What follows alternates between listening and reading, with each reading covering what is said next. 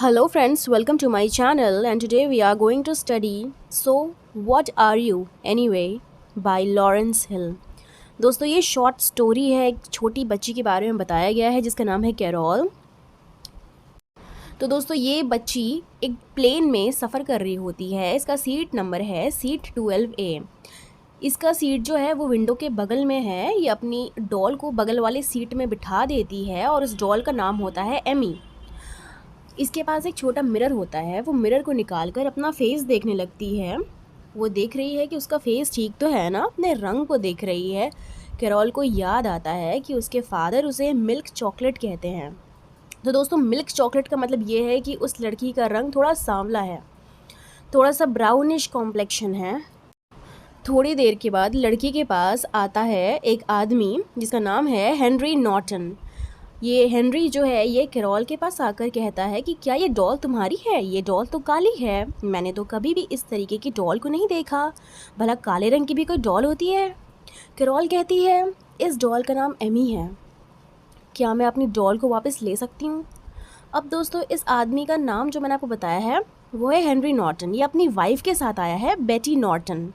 तो हेनरी की वाइफ बोलती है आप इस बच्ची के डॉल को दे दो ना वापस।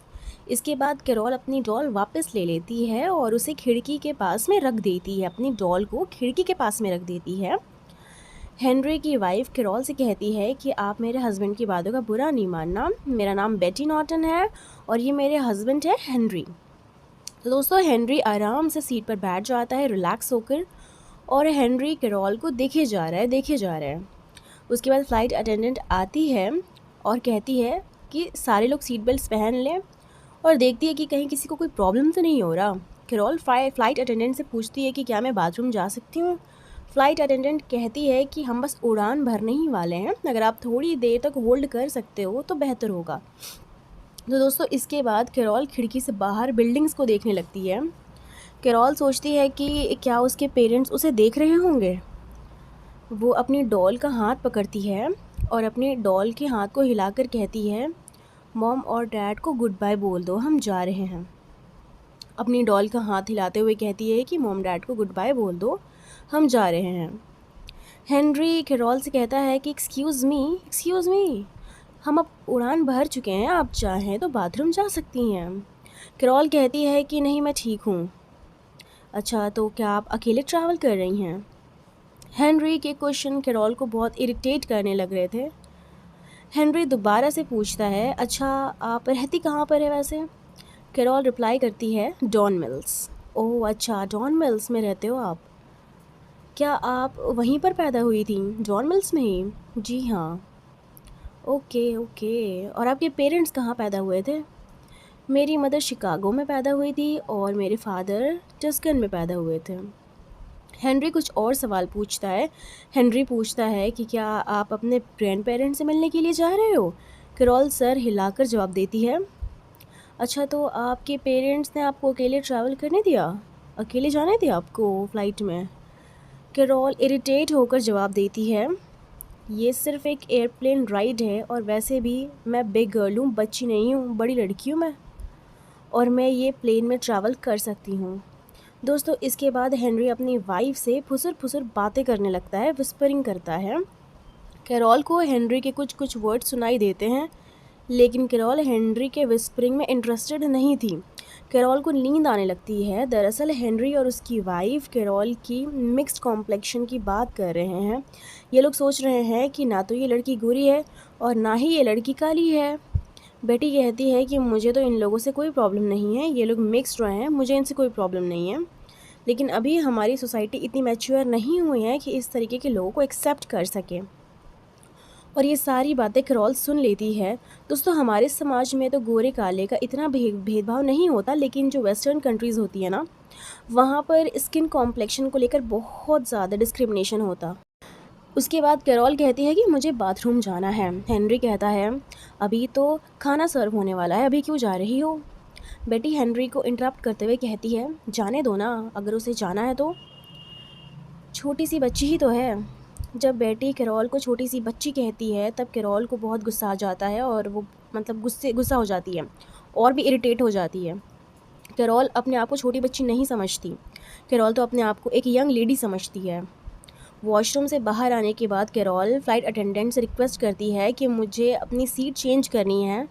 फ़्लाइट अटेंडेंट पूछती है क्यों, क्या हुआ, सीट क्यों चेंज करनी है आपको? कैरोल जवाब देती है क्योंकि मुझे विंडो नहीं पसंद। अच्छा, तो विंडो नहीं पसंद है आपको, बस इतनी सी बात है? इतनी छोटी वजह के लिए आप सीट को चेंज करना चाह रही हैं? फ़्लाइट अटेंडेंट पूछती है। जी हाँ, मैं इसी वजह से सीट को चेंज करना चाहती हूँ, कैरोल जवाब दी। क्या मैं कहीं और बैठ सकती हूँ? माफ़ करना, लेकिन अभी हमारे पास इतना टाइम नहीं है कि हम आपको कहीं और बिठा सकें। अभी हम लोगों को खाना परोसना है, खाना परोसने में हम लोग बिज़ी हैं, आप थोड़ी देर के बाद हम लोगों से पूछ सकती हैं। अब दोस्तों कैरोल अपनी मील को ख़त्म कर देती है और आखिरकार हेनरी कैरोल से पूछ ही लेता है कि तुम कौन सी रेस से बिलोंग करती हो। कैरोल बेचारी भोली भाली मासूम लड़की, उस बच्ची को क्या पता कि रेस क्या होता है, कास्ट क्या होती है, रिलीजन क्या होती है, मतलब कुछ नहीं पता इस बच्ची को। कैरोल अपनी मासूम निगाहों से हेनरी की तरफ देखती है। हालांकि कैरोल को नहीं पता था कि रेस क्या होती है, लेकिन उसे इतना ज़रूर सेंस हो गया था कि हेनरी ने कुछ बहुत ही भद्दा सा घटिया सवाल पूछा है। कैरोल चाहती थी कि काश उसके पेरेंट्स यहाँ पर मौजूद होते, उसके साथ में होते हैं, ताकि उसके पेरेंट्स उसको बता सकते कि रेस क्या होती है। हेनरी बोलता है कि तुम्हारी जो डॉल है ना, ये काले रंग की है और काले रंग वालों को नेग्रो बोला जाता है। अब बताओ कि तुम्हारी रेस क्या है। कैरोल बहुत ही कंफ्यूज हो जाती है, उसे समझ नहीं आता कि हेनरी आखिर बोलना क्या चाह रहा है। इसके बाद हेनरी पूछता है कि अच्छा मुझे ये बताओ, तुम्हारे फादर क्या हैं? मेरे फादर तो मेरे डैड हैं, और मेरे डैड हर संडे के सुबह को हमारी पूरी फैमिली के लिए पैनकेक्स बनाते हैं और मैं उन पैनकेक्स पर हॉट सिरप डालती हूँ। इसके बाद मेरे डैड मुझे कहानियाँ सुनाते हैं। मेरे फादर तो मेरे डैड हैं। तो दोस्तों कैरोल को समझ नहीं आ रहा था कि हेनरी कहना क्या चाह रहा है। हेनरी कैरोल को समझाने के लिए कहता है कि मान लो कि तुम्हारे पास एक कलरिंग बुक है, तो उस कलरिंग बुक में तुम कौन से कलर चूज़ करोगे अपने फादर और मदर के लिए? तो कैरोल कहती है कि ब्लैक। तो फिर हेनरी पूछता है कि और मम्मी के लिए कौन सा कलर करोगी? तो वो बोलती है येलो, पर येलो तो है नहीं। तो हेनरी बोलता है कि येलो तो कोई कलर नहीं होता, क्या तुम्हारी मम्मी गोरी है, वाइट है? तो वो हाँ सर हिलाकर कहती है येस। तो ये सुनकर बेटी कहती है कि अच्छा, तो तुम मुलेटो हो? क्या तुम्हारे पेरेंट्स ने नहीं बताया कि तुम मुलेटो हो? तुम्हें नहीं पता कि मुलेटो को क्या मतलब होता है? तो दोस्तों मुलेटो एक बहुत ही गंदा और बेहुदा वर्ड है। ये वर्ड यूज़ किया जाता है उन लोगों के लिए जिनके पेरेंट्स डिफरेंट कॉम्प्लेक्शन के होते हैं। जैसे कैरोल के फादर तो ब्राउन है, लेकिन उसकी मदर वाइट है। इसी वजह से ये लोग कैरोल को मुलेटो बोल रहे हैं। अब फ़्लाइट अटेंडेंट जूस लेकर आती हैं कैरोल के पास और कैरोल को देखकर मुस्कुराती हैं। कैरोल को फ़्लाइट अटेंडेंट के मुस्कुराहट देखकर हौसला आता है और कैरोल ज़ोर से चिल्लाती है, बहुत ज़ोर से चिल्लाती है, अकेला छोड़ दो मुझे। कैरोल की आवाज़ सुनकर फ़्लाइट अटेंडेंट के हाथ से जूस गिर जाता है। सभी पैसेंजर्स जो हैं वो कैरोल की तरफ देखने लग जाते हैं और मिसेस नॉर्टन की भी हवा टाइट हो जाती है, बिल्कुल डर जाती हैं कैरोल की आवाज़ सुनकर। कैरोल चिल्लाकर पूछती है कि आप बार बार क्यों पूछ रहे हैं कि मेरे फादर नेग्रो हैं या नहीं? हाँ, मेरे फादर नेग्रो हैं, वो नेग्रो है, नेग्रो है। बेटी कहती है कि चुप हो जाओ, चुप हो जाओ। सारे लोग कमेंट्स करना शुरू हो जाते हैं। एक पैसेंजर कहता है कि कौन है ये लोग जो इस तरीके के बेहुदा सवाल कर रहे हैं, इतनी छोटी बच्ची के साथ, वो भी 1970 के दौर में। मतलब ज़माना इतना आगे निकल चुका है, मॉडर्न हो रहा है, और इन लोगों की सोच अभी तक इतनी छोटी है। एक पैसेंजर उठती है और कहती है कि प्यारी बच्ची, मेरे साथ बैठना पसंद करोगे? कैरोल कहती है नहीं, ये लोग मुझे बार बार पूछ रहे हैं कि अगर मुझे पेंटिंग बुक में अपने पेरेंट्स को कलर करना हो तो मैं कौन सा कलर करूँगी। मुझे इस तरीके के क्वेश्चंस बिल्कुल पसंद नहीं, और ये क्वेश्चंस मुझसे क्यों पूछे जा रहे हैं। बेटी कहती है कि प्लीज़ चुप हो जाओ, प्लीज़ चुप हो जाओ। कैरोल बोलती है कि अगर आपको इस तरीके का सवाल कोई करे तो आपको कैसा लगेगा? चलो मैं आपसे पूछती हूँ, आप कौन हैं, आपके पेरेंट्स कौन हैं, आप कौन सा कलर अपने पेरेंट्स के ऊपर करोगी? वेल, आप जो कुछ भी कहो, मुझे इस बात से कोई फ़र्क नहीं पड़ता। दोस्तों फ़्लाइट अटेंडेंट समझ जाती है कि कैरोल बहुत ही अनकंफर्टेबल है हेनरी और बेटी के साथ, इसलिए फ़्लाइट अटेंडेंट कहती है कि चलो तुम मेरे साथ में बैठ जाओ, मैं तुम्हें एक स्पेशल ड्रिंक पिलाऊंगी। क्या तुमने कभी शिरले टेम्पल ड्रिंक को पिया है?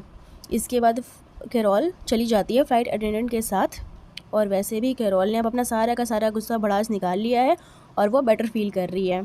इसके बाद कैरोल अपनी डॉल एमी के साथ उस सीट पर चली जाती है और ये कहानी यहीं पर ख़त्म हो जाती है। दोस्तों उम्मीद है आपको अच्छी लगे, तो चैनल को लाइक एंड सब्सक्राइब करना ना भूलें।